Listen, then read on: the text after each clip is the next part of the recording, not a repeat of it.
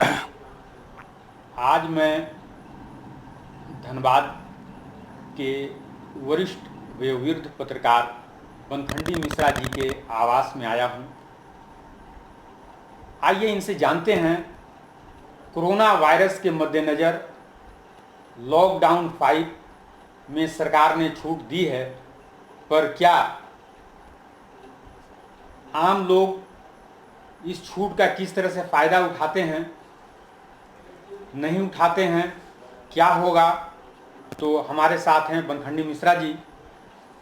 Sir, आप ये बताएं कि कोरोना वायरस के मद्देनज़र लॉकडाउन 5 चल रहा है, लागू हो गया है। सरकार ने बहुत सारी चीज़ों में छूट दी है, दुकानें खुल गई हैं, सड़कों पर आवागमन जारी हो चुका है।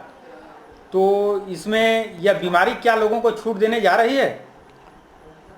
दरअसल यह बीमारी किसी एक मोहल्ला, एक शहर, एक ज़िला या एक राज्य की बात नहीं है। पूरे देश में फैली हुई है, पूरे विश्व में फैली हुई है। भारत भी उसमें फंस गया है और जो रिपोर्ट आ रही है विभिन्न जरियों से, ये अभी तक इसका प्रसार ही हो रहा है, बचाव कम हो रहा है।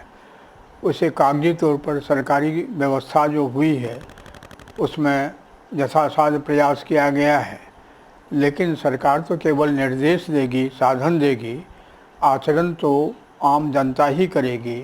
यदि उसका विवेक काम नहीं करता है, यदि वो लापरवाही करता है, तो उसमें जो इसका प्रभाव होगा वो अच्छा नहीं होगा।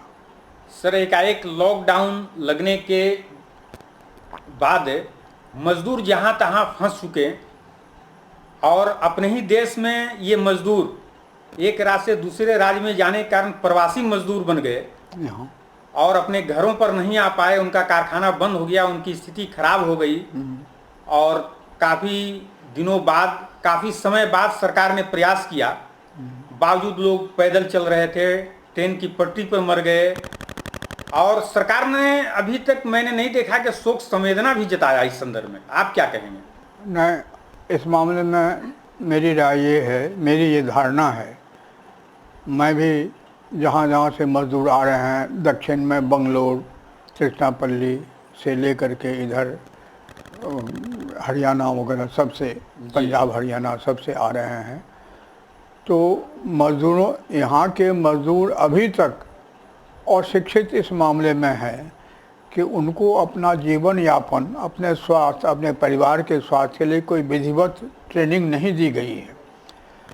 वो जहाँ रहते हैं, जैसे रहते हैं, घसीटा राम की तरह किसी तरह दिन काटते हैं और जो अच्छा बुरा होता है वो करते हैं। लेकिन अभी ये मौत सामने आके खड़ी हो गई है तो उन लोगों को बहुत परेशानी हो गई है। मैं बंगलोर में रहा हूँ, दक्षिण में मेरी यात्रा हुई है। वहाँ से जो मज़दूर लोग आए, बिहार सरकार ने भी बहुत प्रयास किया है और अपनी झारखंड सरकार ने भी किया है। अपने यहाँ धनबाद ज़िले की सरकार जो है, इसने भी बहुत काम किया है।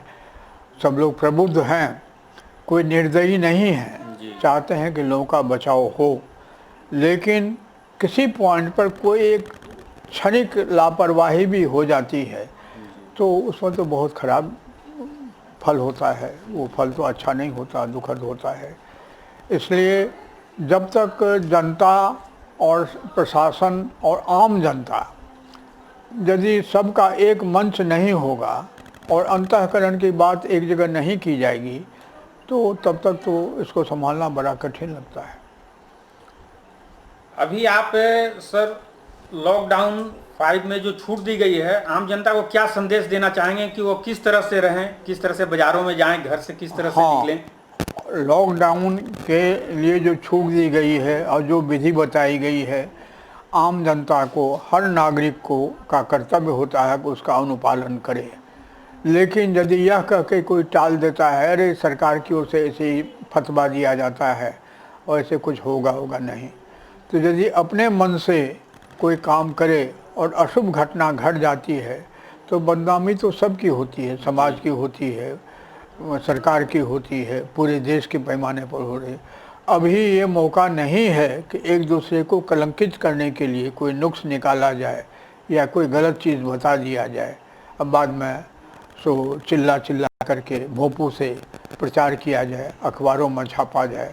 इससे बाद अखबार जो आम जनता है, आम जनता तो अभी अखबार, रेडियो, टीवी सब देख रही है, लेकिन जो रोजी रोटी के मामले में जो रात दिन खटने वाले लोग हैं, उनको फुर्सत कहाँ मिलती है? मिली आज तक कहाँ मिली है जो बैठ के परिवार के साथ? वो दिन अभी भी दूर लगता है कि पूरा श्रमिक परिवार रात को बैठ के अलाव के सामने बैठ करके, टीवी के सामने बैठ करके पारिवारिक चर्चा करे, हंस बोल कर बात करे और बच्चों की पढ़ाई लिखाई वो की बात हो। अभी तो आर्थिक तौर पर तो हमारा देश बहुत पिछड़ा हुआ है ही, अभी भी है।